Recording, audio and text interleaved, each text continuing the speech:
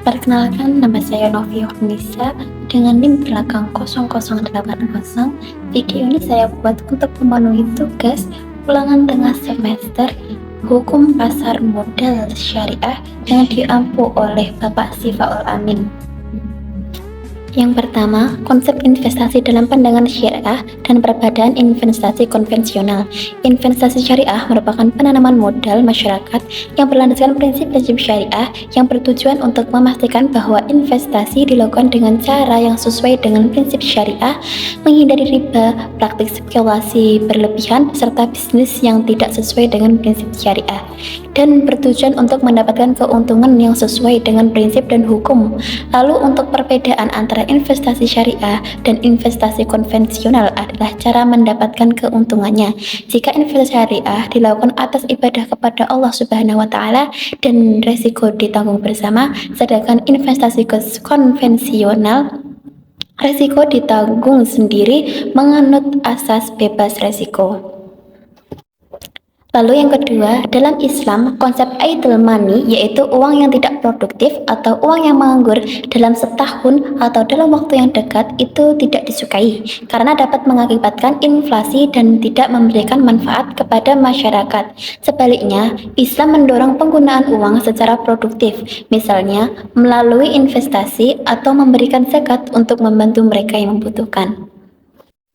Lalu lanjut pertanyaan yang ketiga, di Undang Peraturan Perundang-undangan Indonesia yang mengatur pasar modal terdapat beberapa, yaitu yang pertama, tercantum dalam Undang-Undang Republik Indonesia Nomor 8 Tahun 1995 tentang pasar modal, yaitu kegiatan yang bersangkutan dengan penawaran umum dan perdagangan efek perusahaan publik yang berkaitan dengan efek yang diterbitkan serta lembaga dan profesi yang berkaitan dengan efek. Lalu, yang kedua ada Peraturan OJK Nomor 1 POJK 04 tahun 2013 tentang penawaran umum efek syariah. Yang ketiga, Peraturan OJK Nomor 15 tentang penawaran umum saham perdana. Peraturan OJK Nomor 18 POJK 04 tahun 2015 tentang rencana induk kegiatan penyelenggaraan bursa efek. Peraturan OJK Nomor 31 POJK 04 tahun 2015 tentang penawaran umum obligasi.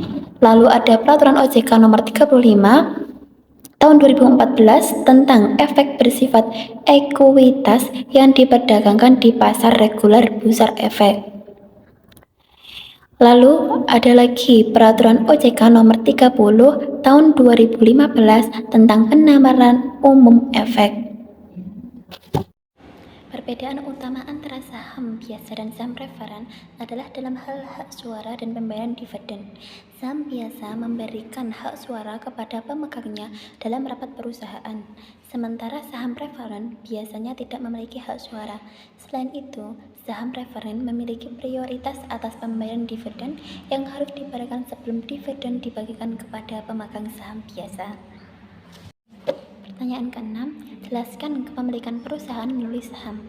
Konsep kepemilikan perusahaan melalui saham adalah bahwa seseorang atau entitas dapat memiliki bagian kecil dari perusahaan dengan membeli saham. Setiap saham mewakili bagian dari kepemilikan perusahaan tersebut. Pemegang saham memiliki hak untuk mendapatkan dividen jika perusahaan memberikannya, serta memiliki hak suara dalam keputusan-keputusan penting perusahaan yang diambil dalam rapat pemegang saham. Semakin banyak saham yang dimiliki seseorang, semakin besar pula kepemilikannya dalam perusahaan tersebut. Lalu, jelaskan yang dimaksud perusahaan terbuka dan perusahaan yang tertutup. Perusahaan terbuka atau publik adalah perusahaan yang sahamnya diperdagangkan di pasar saham terbuka. Mereka wajib mengungkapkan informasi keuangan dan operasional secara teratur kepada publik, seperti laporan keuangan tahunan dan triwulanan. Pemegang saham dapat membeli dan menjual saham mereka secara bebas di pasar saham terbuka.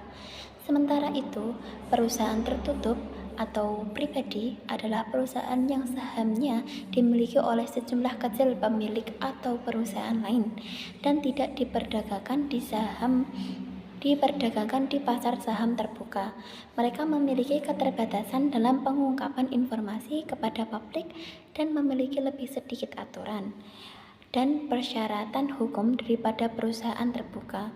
Kepemilikan saham dalam perusahaan tertutup biasanya lebih terkonsentrasi dan sahamnya tidak dapat dibeli atau dijual dengan mudah seperti dalam perusahaan terbuka.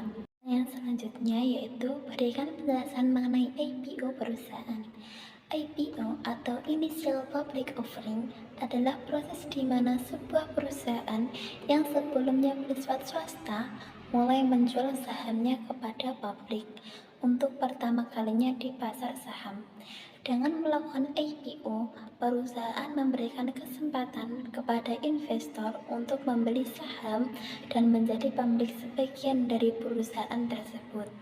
Proses IPO biasanya melibatkan proses pendaftaran saham di bursa efek, penyusunan prospektus yang berisi informasi tentang perusahaan, serta mematuhi regulasi yang berlaku. IPO seringkali menjadi langkah strategis bagi perusahaan untuk mengumpulkan dana segar yang dapat digunakan untuk ekspansi bisnis, pengembangan produk, atau pengurangan utang. Jelaskan pasar perdana dan pasar sekunder dalam perdagangan saham. Jadi, pasar perdana itu adalah pasar di mana saham baru pertama kali ditawarkan kepada publik untuk dibeli. Sementara pasar sekunder adalah tempat di mana saham yang sudah diterbitkan diperdagangkan antara investor tanpa melibatkan perusahaan yang menerbitkan saham tersebut. Pertanyaan ke-9 yaitu jelaskan bagaimana proses penyeleksian saham syariah. Proses penyeleksian saham syariah melibatkan analisis mendalam terhadap aktivitas bisnis perusahaan, utang, sumber pendapatan, dan praktik bisnis mereka untuk memastikan kepatuhan terhadap prinsip-prinsip syariah Islam. Biasanya, lembaga pengelola dana atau indeks syariah memiliki kriteria tertentu yang harus dipenuhi oleh perusahaan agar dapat masuk dalam daftar saham syariah. Misalnya, larangan terhadap riba, alkohol, judi, dan bisnis yang melanggar prinsip keadilan sosial. Setelah itu, tim analisis melaksanakan penelitian dan evaluasi yang cermat terhadap perusahaan-perusahaan yang terpilih untuk memastikan kepatuhan terhadap kriteria syariah. Lalu, pertanyaan yang terakhir adalah jelaskan mekanisme transaksi saham sesuai syariah. Jadi, transaksi saham yang sesuai syariah itu harus melibatkan beberapa prinsip yang utama, seperti larangan riba yaitu bunga, larangan maisir seperti judi, larangan boror yaitu ketidakpastian, dan larangan investasi dalam bisnis yang diharamkan oleh Islam, misalnya alkohol, babi, perjudian, dan lain-lain. Mekanisme transaksi saham yang sesuai syariah itu harus mencakup pemilihan saham dari perusahaan yang memenuhi kriteria syariah, seperti tidak terlibat dalam bisnis yang diharamkan dan memiliki rasio utang yang rendah.